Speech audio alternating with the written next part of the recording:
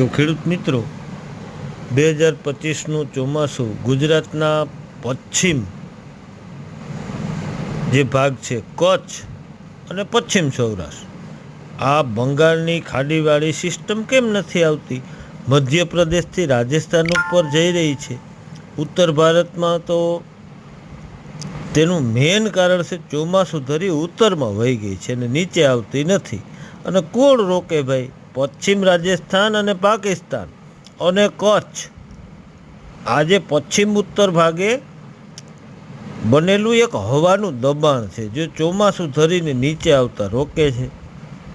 અને સિસ્ટમ મધ્યપ્રદેશથી લઈને રાજસ્થાન અને ગુજરાતના જે ઉત્તર અને પૂર્વ ભાગોમાં વરસાદને લઈ અને આવે, જે આ હવાનું દબાણ છે તે રણ વિસ્તારમાંથી આવતું હોય સૂકા પવનો એને રોકી લે છે.